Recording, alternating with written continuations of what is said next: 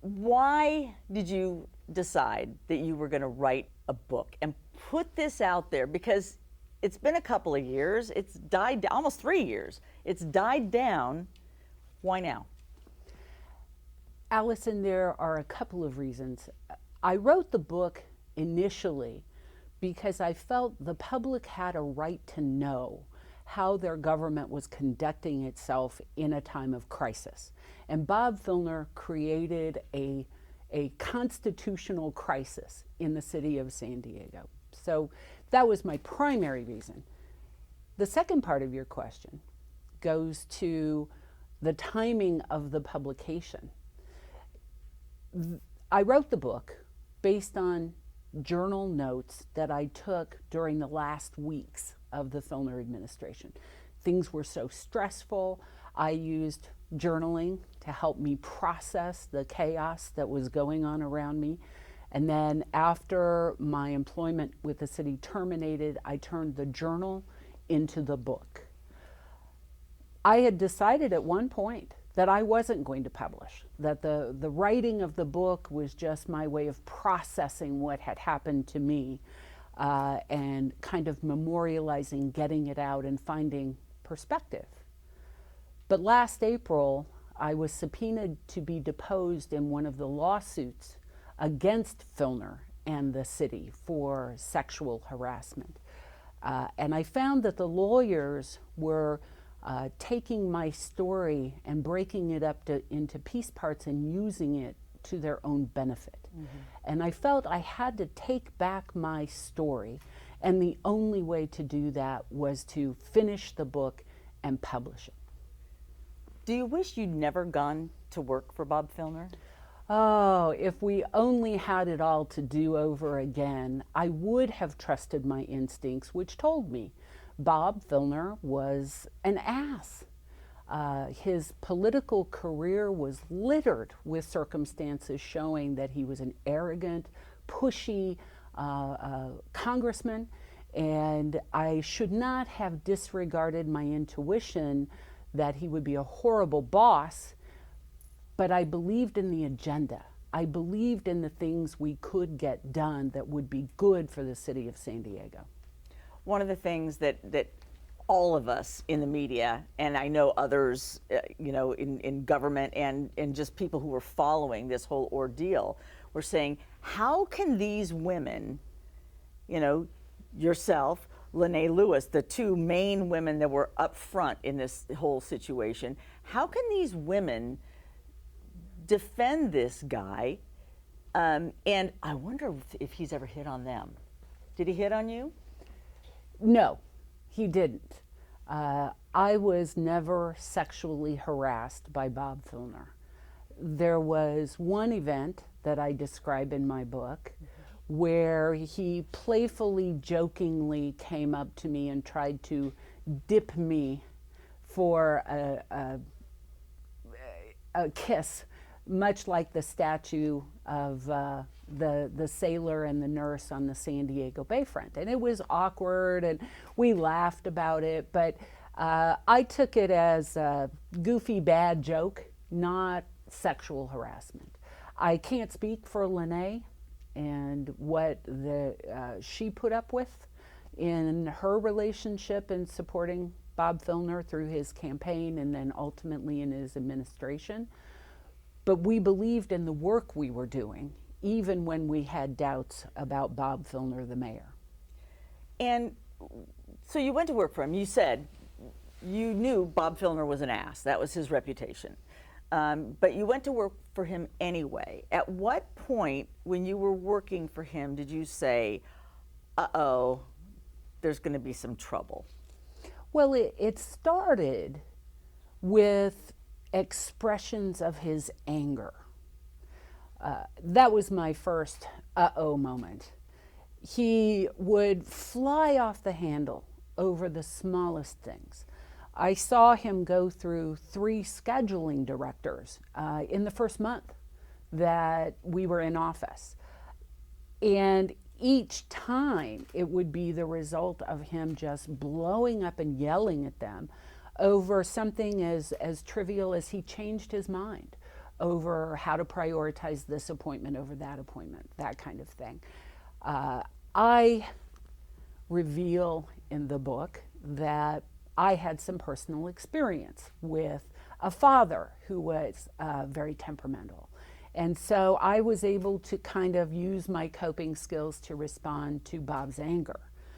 But it wasn't until almost 2 months into the administration that I saw my first clue that there might be some inappropriate, behind the scenes behavior toward women.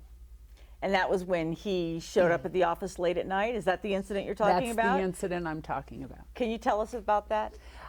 It was the week after the Martin Luther King holiday, and I stayed late on that Thursday night because anytime you miss time in the office, the work piled up. We were trying to accomplish so much.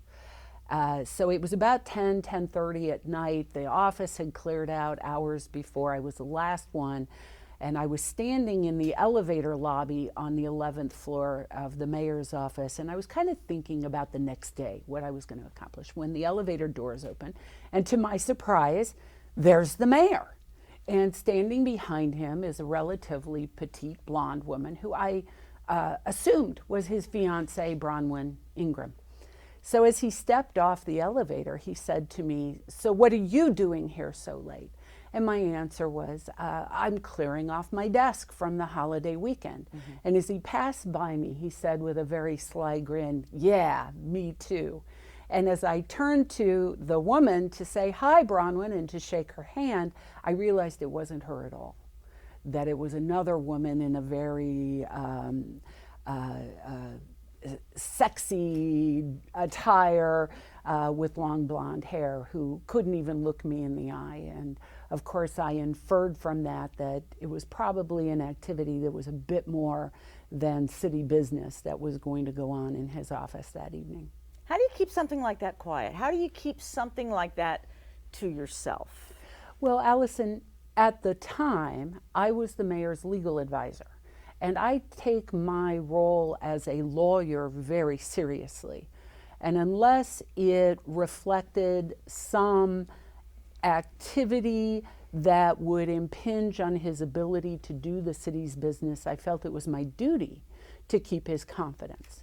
But I did note it in my mind that under other circumstances, with another woman witnessing that, it could be interpreted as sex harassment. And so I made note of it and preserved that for future reference. And had you heard the stories? Because we in the media heard the stories. We tried to check out some of the stories beforehand, the stories of Bob Filner and various women. It was out there. I had not heard any of the stories, but of course Bob Filner was not my congressman. The entire time I lived in San Diego, I never had a reason to get to know him. I would read a newspaper article about him on occasion, but it was typically when he hit an airport worker at Dulles Airport in Washington, or pushing his way past an immigration officer at an immigration holding facility. Something like that, something that would show his arrogance and hubris, but nothing having to do with sexual allegations.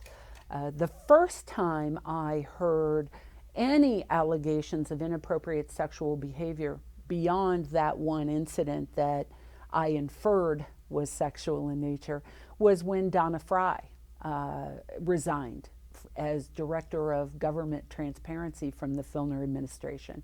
And she shared with me on the side that she was hearing stories in the community from several women that suggested he was hitting on them at fundraisers and doing inappropriate things in the community.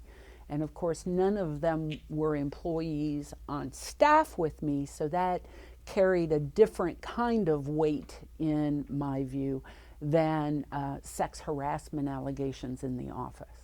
But then you started getting the allegations in the office. It was actually much later. It wasn't until the first week in August that someone came to me and shared with me what they knew. And I immediately, within an hour of the ending of that meeting, sent an email to the city attorney and to the Equal Employment Office of the city and to the head of HR, saying, I know you're already investigating these things, but I just received the first evidence, the first report of sex harassment in my office, and I wanted to make sure it was on your radar screen. Were you torn at that point? I mean, he's your boss, and you're there to protect him in some ways, and now you're reporting this. Let me quibble with your question first. I never felt I was there to protect him. I felt I was there to support him in the role that I was hired for, initially as his legal advisor, then I was promoted to deputy chief of staff, and then to chief of staff. During the time, the 4 weeks or so, the month or so that these allegations were in play publicly, I did a lot of soul searching, and of course, my legal mind was in play all the time. Is it illegal? Is it sex harassment? What is it? And I had no proof. Nobody was coming to me telling me about the allegations or what they had experienced. So I reserved judgment, thinking there is a process set up to evaluate these claims, and I believe in the process, so the truth will come out eventually. On that fateful night, early in August, when Filner was out of town for his inpatient treatment, and an employee on my staff came to me and reported the sex harassment of Filner's executive assistant, it changed everything.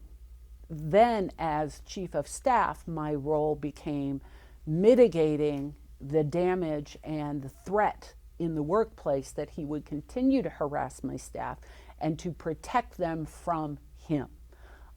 That was a huge shift in my role, but one I knew I had to take because there was no one else in the city in a position to do that. He had to be furious with you. He was. What did he do? Well, at that time he was out of the office. I was in contact with him regularly, but we would only discuss business. At the time, he was represented by 2 different law firms, one local, one in Orange County, that were representing him on the sex harassment allegations. I called them, both of them, the very next day and said, I have a duty to mitigate his hostile work environment that he's created in the mayor's office. He can't come back. So we need to figure out what to do about that. And I was quite bold with them and said, I do not see how Bob Filner can continue to be mayor of San Diego if he cannot have access to the mayor's office. So weeks before he began negotiating his resignation, I had already said, I don't see how he can possibly continue to be mayor. And you locked the doors. There was an issue while he was away where he had directed his security detail to come in to his office late at night when no one else was there and to retrieve personal property. The security detail very rightly reported it to Police Chief Bill Lansdowne, who then called me to say, Lee, this is what they've been directed to do. And I told the police chief, ask your detail to stand down. They are not to do that. I do not want to compromise their integrity by allowing them into the office. I had no idea what it was he was asking them to retrieve. And after consulting with Walt Eckerd, who was our interim operating officer at the time, I called Chief Lansdowne back and said, please have your detail come up and change the locks on the mayor's office. When he comes back, he can have a key. But in the meantime, I don't want anything removed because I had no idea what would be evidence in support of his case or against his case. We needed to preserve the scene. And then because of that conversation that you had with Walt Eckerd about changing the locks, something surprising happened right after. You got a call from Jan Goldsmith, the city attorney.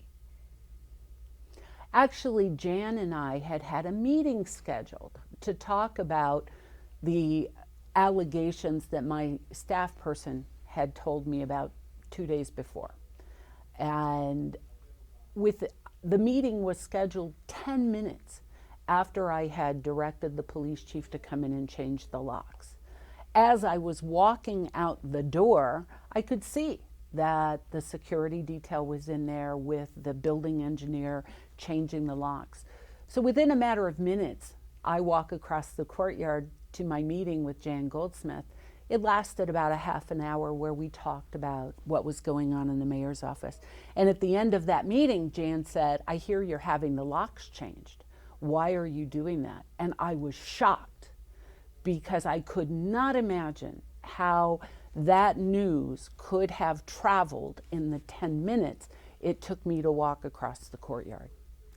And so you guys had the office checked for bugs. Seems a little paranoid, doesn't it? It did to me at the time as well. In fact, the evening that Filner went away for his inpatient treatment, that day we had that huge national press conference when he announced that he was going away. That night, my two staffers came to me. Of course, they're former military, and out of a concern for our privacy and safety, they said, "We'd like to have the office swept for bugs." And I said, "Sure, go ahead." I thought it was a coping mechanism, that they wanted the comfort of knowing we could conduct the city's business, in a deliberative fashion, free from the outside scrutiny. And there was nothing that night. We were clear. So 2 weeks later, when they came in and said, "We'd like to do it again," I said, "Oh, okay, sure, of course, whatever you need to do to feel comfortable." But then they brought in a friend who is also a consultant for Homeland Security, and we did discover that our offices were being eavesdropped. And you said it was, in the book you say it was the windows that faced the Westgate Hotel. Was there ever any evidence that somebody had rented a room at the Westgate Hotel and was spying from over there? We did not investigate to try to find out who had done it. I spoke that evening or the next morning with Police Chief Lansdowne and informed him that people were listening in on our offices, that I had evidence that it was true, and that I wanted it investigated. He sent over one of his senior detectives who heard my story, did some kind of preliminary basic investigation, like closing the blinds and then peeking through them to see if he could see any movement in the Westgate. But ultimately he came to me and said, "We don't have the equipment to investigate this, the kind of sophisticated equipment that it would take to find out." He went back and told the police chief that, and the chief called me and said, "Lee, I don't have this in my budget. It would cost us $1,800 to do this investigation." And as you know, during that time, we were under scrutiny for everything, including the mayor's finances and his use of the city's credit cards. And I felt I could not justify to the taxpayers an expense to go on what I felt was some crazy goose chase that could have been federal investigators, it could have been the media. I had no idea who was doing it. But you had a guess. You kind of put two and two together, where Jan Goldsmith had information so quickly about you changing the locks, and while this bug has been set up at the Westgate, presumably. So, I mean, did you think it was Jan? Initially, I didn't know who it was. But while I was on the phone with Police Chief Lansdowne and we were discussing the cost of it, and I told him to stand down from the investigation, he volunteered to me, "Well, we know who's doing it." And I was surprised, and I said, well, who? And his answer was the city attorney, as if he had certainty. And it was then, after he put it out there with his certainty, that I went, aha, that's right. Just yesterday, Jan had information within minutes of me having a telephone conversation in my office, which turned out to have microphones directed at it for eavesdropping purposes. So, and that brings us to another big topic of your book. I mean, your book is called Bob Filner's Monster, but it sounds like you thought that Jan Goldsmith was a bit of a monster too. Well, yes. In the book, I talk quite a bit about the fact that there were behind the scenes heroes and there were people who could be properly characterized as villains, not acting on the public's behalf, acting on their own, I believe, personal agendas. And Jan Goldsmith was at the top of that list from my perspective. But Jan Goldsmith, wasn't he doing what the general public in San Diego wanted, which was trying to get rid of this mayor who had issues? Well, you would be shocked that until the last weeks of the Filner administration, a significant amount of the public still supported him. There were still communities that believed he was the only mayor who cared about them, who had not seen a mayor visit their neighborhoods in decades. But Bob Filner showed up. So he had significant pockets of voter support still, even up until the last weeks. Jan Goldsmith, however, had a history with Bob Filner that started even before the inauguration. Jan, of course, had endorsed Carl DeMaio in the mayoral election that Bob Filner won, which created tension. How do you rely on a lawyer that tried to pick the other guy for his client? And so now you have to deal with him when he clearly has a political agenda different from your own. And then, of course, there was the series of events, including Filner crashing a Jan Goldsmith news conference, calling him out publicly and on television and embarrassing him. So Jan had lots of reasons to want to be unleashed to go after Filner. And while the public didn't necessarily do it, the city council certainly did.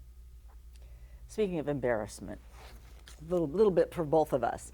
There was the day, I believe it was August 13th, where you spoke to the Lions Club. And you write about that in your book. And I was involved in that. Talk to me about how you felt that day as you were being followed down the street by me leading the pack and several other reporters all throwing out questions, including the question, how can you as a woman be supporting Bob Filner? Well, Allison, you're just one tough cookie. You were there to catch me going in to the Lions Club meeting where I was doing a presentation and fielding questions from the Downtown Lions Club about what was going on at City Hall. And you followed me out, but I had made a commitment that I was only authorized to do limited media contact on Filner's behalf, on the administration's behalf, while he was out for his inpatient treatment. And you unfortunately weren't on the list of authorized media contacts. So I had to respectfully decline to comment or answer your questions.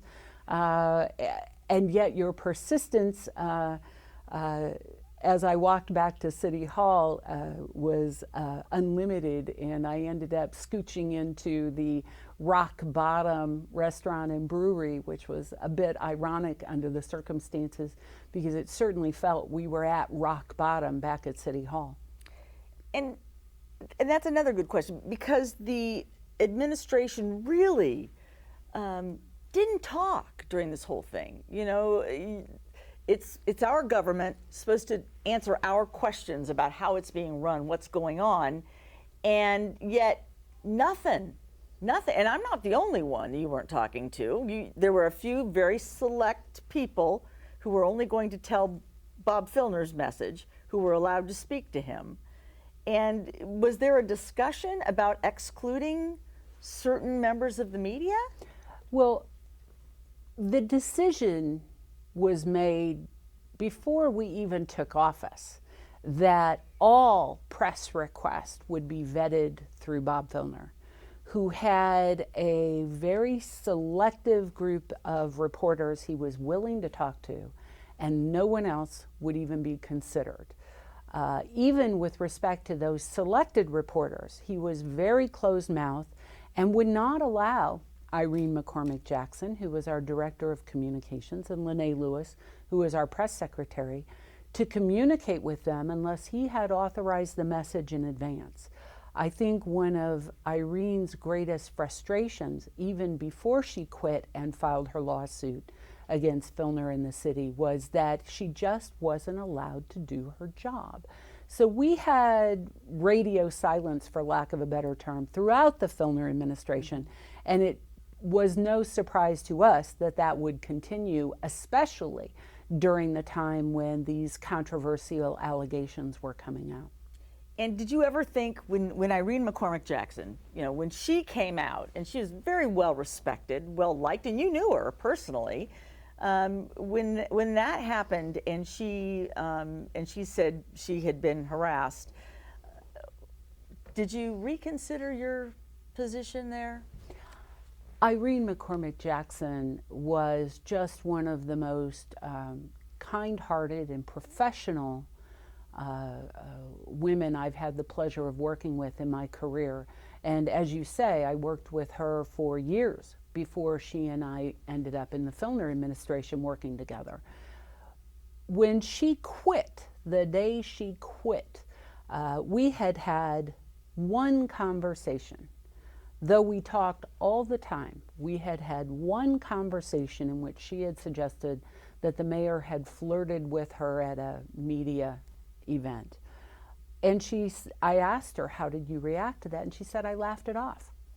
That was all I knew about what Irene had suffered at the hands of Bob Filner when she left. So when her allegations began coming out, I had questions in my mind about whether the allegations had been exaggerated to make her lawsuit stronger. And of course, she had celebrity attorney Gloria Allred, who was impeccable at posturing things for the media. And so I had questions in the back of my mind about what Irene was saying publicly versus what she had told me in our candid conversations working together. It wasn't until August when I heard about what Filner had been doing to his executive assistant that validated everything that Irene had said. And I felt horrible guilt that I hadn't believed her wholeheartedly from the beginning. And you talk about that guilt and the victims being re-victimized through this whole process. You've had a lot of time to think about it. What are your thoughts? Well, there were a lot of people who were victimized by this process other than the women who came out publicly. And that too is another reason why I wrote this book.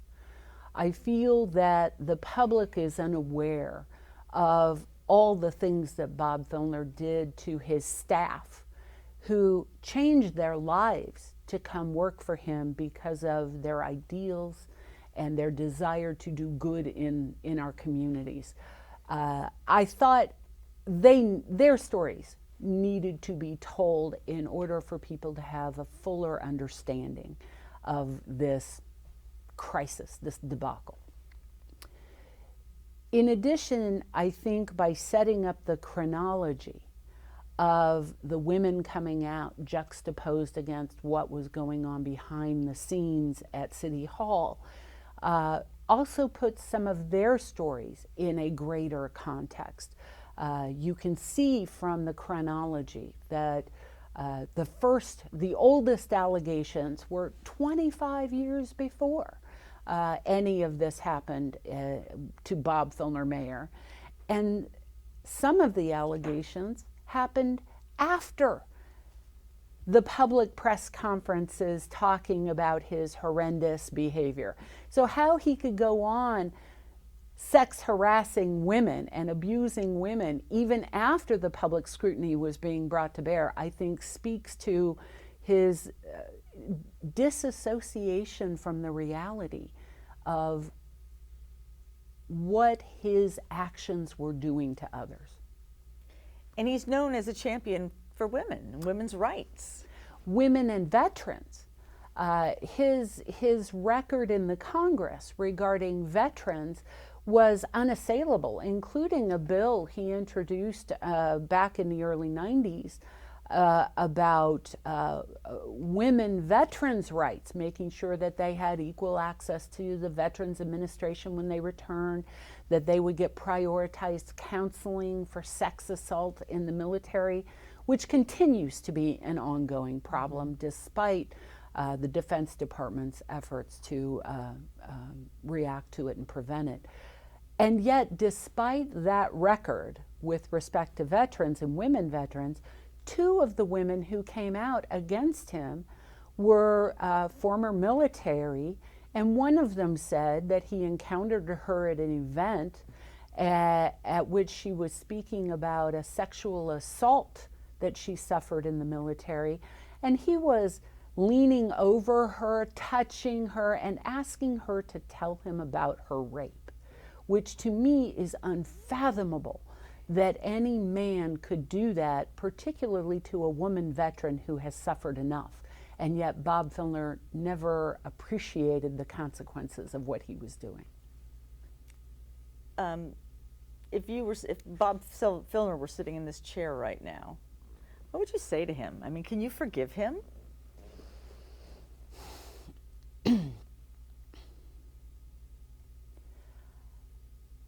I have tried in the book, after a lot of personal introspection, to find some compassion for everyone who suffered through this period of chaos and trauma at City Hall, including Bob Filner. And while I can find it in my heart to say, you're human and what you've been through is horrible, I also have to be connected with the fact that he brought this on himself. These were the consequences of his choices, his behaviors, his actions, and each of us deserves to be accountable for our choices and our actions. So I would say to him, this was your man-made disaster, and you need to accept that. He was in town last week having an interview with the Voice of San Diego, and it was clear from that interview that he is still in denial. I never sexually harassed anyone, he says. He tried to parse the legal definition of sex harassment. Well, you have to be an employee to be sexually harassed, and yet most of these women were not his employees, so it really bordered more on sexual assault than sex harassment under the law. And he went on to say, if only I had the resources, I would fight this and I would prove to the world that I'm innocent. And quite frankly, if he were sitting here across from me, I would say, Bob, you're delusional. You're mentally ill. You need help. At the time he went away for inpatient treatment, I hoped with my whole heart that they would be able to pull him out of this delusion that he was actually helping these women by complimenting them and making them feel good about themselves. I knew he couldn't get a cure in 3 weeks. Perhaps a cure could come after years of therapy, which he had committed to doing. But I hoped at least they could pull him out of the delusion. And yet here we sit years later, and he is as disconnected from the costs and injuries that he has inflicted as he's ever been. Some of us have questions about whether he actually did do the inpatient therapy.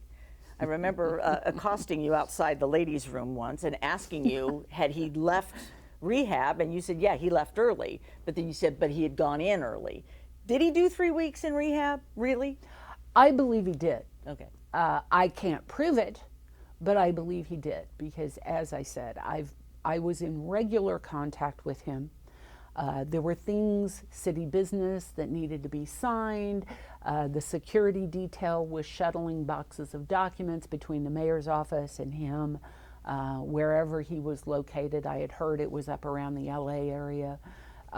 So I know he went away.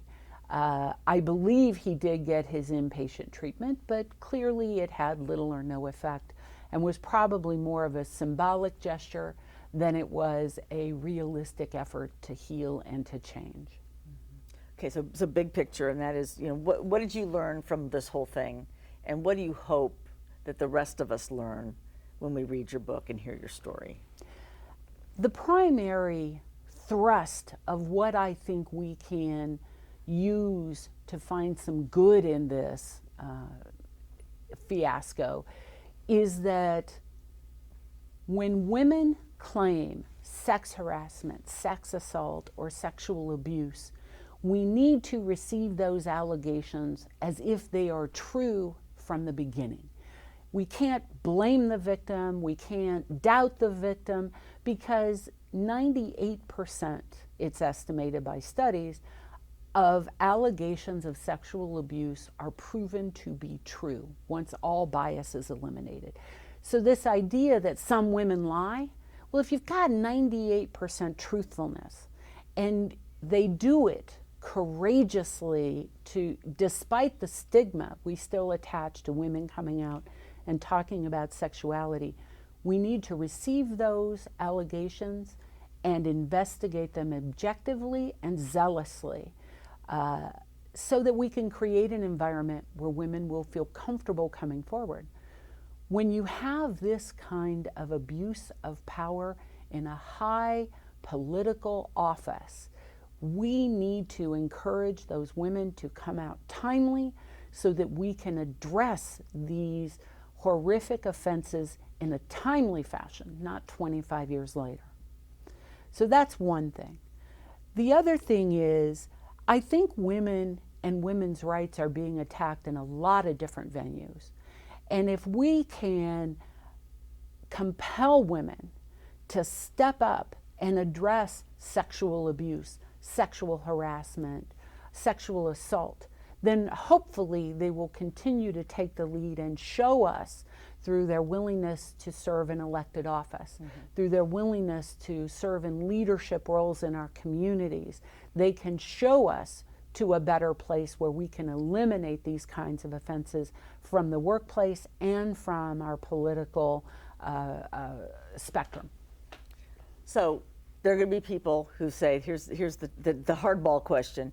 There's going to be people who say, okay, that's great, nice speech, Lee. However, we know you're trying to sell a book, and during this whole Filner debacle, you were front and center.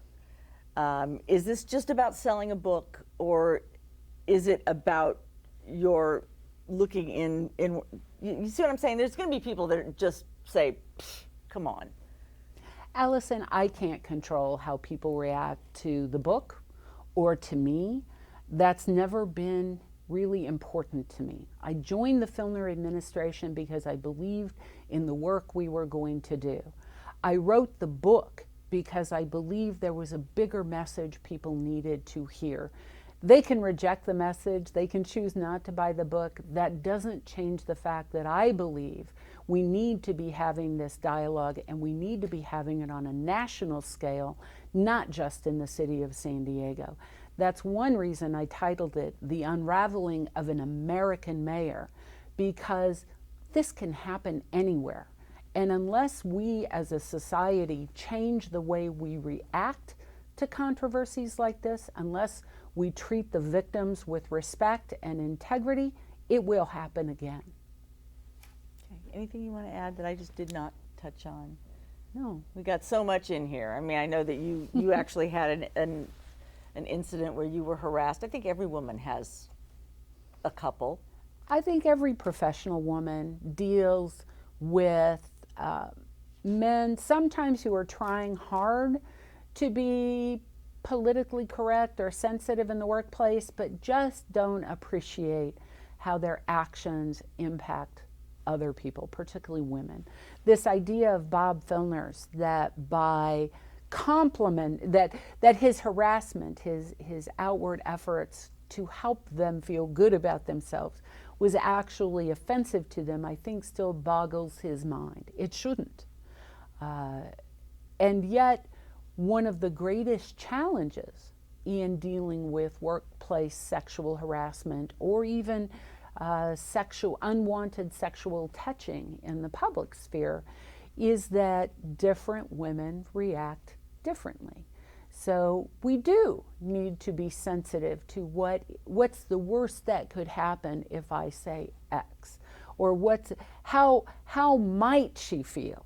Not how would I feel if somebody touched me in that way. How might she feel if I touched her in that way? And if there is any doubt, don't do it.